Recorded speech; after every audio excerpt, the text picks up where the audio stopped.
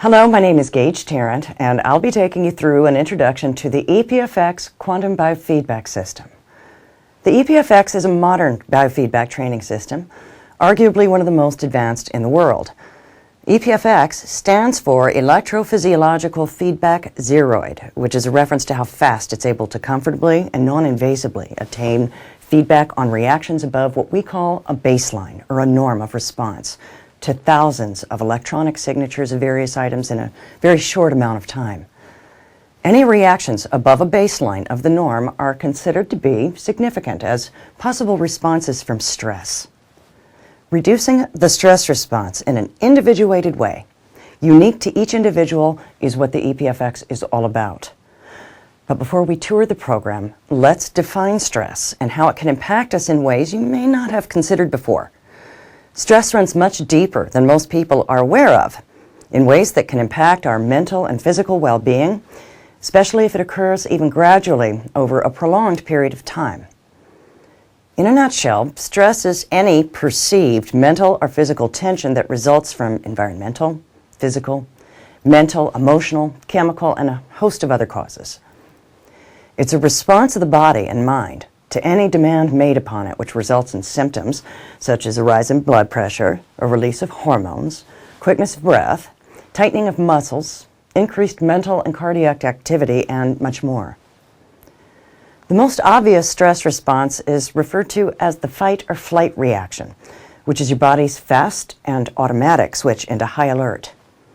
This reaction helps you deal with any perceived threat from your environment, even more subtle forms such as information overload or your life circumstances.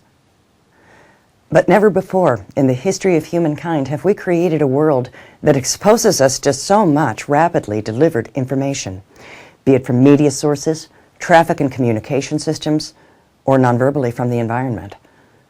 An overload of messages can also come from internal sources, either biological, mental, or both. Our minds are theorized to only manage about 7 or 8 bits of information well at once.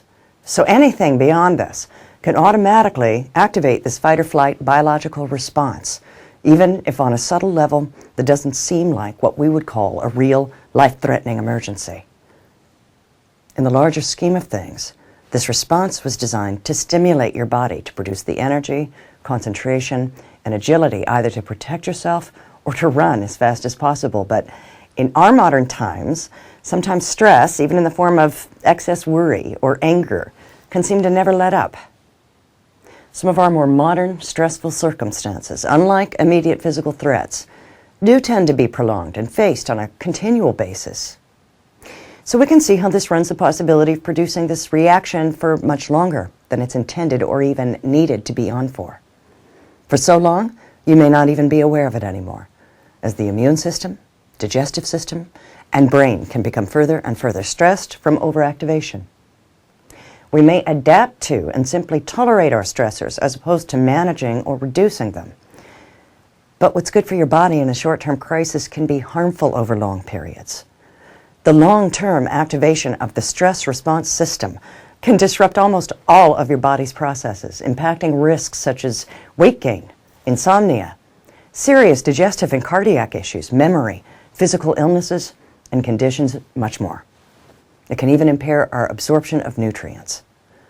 It engages the heart in a way that changes neurotransmitter and mineral levels, often imbalancing or depleting them when they're needed for other normal bodily functions, such as maintaining bone density. In the initial phase, the brain sets off an entire response system throughout your entire body through nerve and hormonal signals, which activate your adrenal glands to release powerful hormones such as adrenaline and cortisol. But cortisol also slows functions that would be temporarily unnecessary in an extreme emergency situation, but in daily life, all important for managing wellness. It can change your immune system responses by impairing disease-fighting white blood cells and suppress the digestive, reproductive, and growth systems, which are all a part of maintaining overall wellness. But if the stress response never fully switches off, stress hormones can continue to wash through the system in high levels, failing to leave the blood and tissues in a timely way.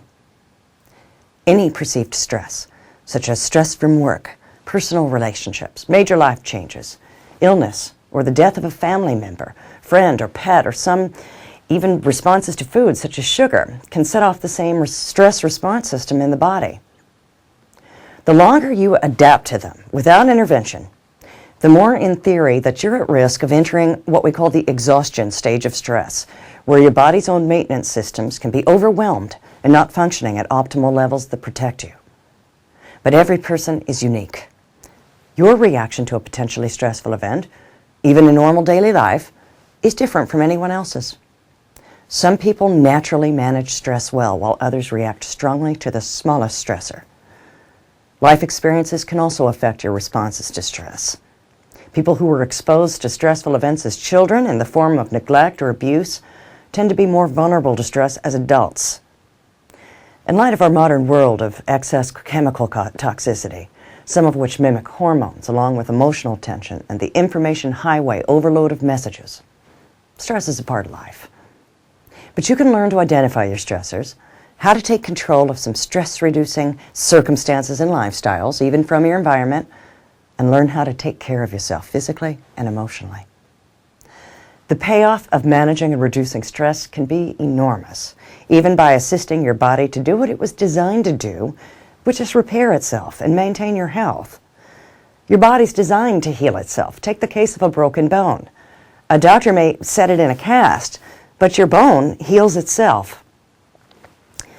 So as you can see by now, there's a lot of issues, even some serious diseases and conditions linked to components of stress. Even the AMA has admitted that stress can be a contributing factor in many diseases, including infectious diseases. The EPFX gives us feedback on your unique responses to stress in a highly refined way and helps train you to react differently and to reduce and control it. So let's begin with a tour of the program and how it works. Technically, a biofeedback device is an instrument that provides a visual or auditory signal corresponding to the status of one or more of a person's physiological parameters, such as brainwave activity, muscle activity, skin temperature, and galvanic skin responses, so that the client can learn to voluntarily control these physiological parameters. And once we've attached the limb and the head harnesses, this first panel is what is referred to before, your specific biofeedback responses to thousands of different electronic signatures, either below, at, or above your baseline.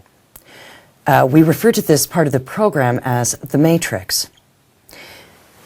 In biofeedback, we're concerned with several different levels of your strength of reactions. 1 time over the norm, which is 15% over your baseline, 2 times over the norm, which is 30% over your baseline, and 3 times over the norm, which is 45% over your baseline.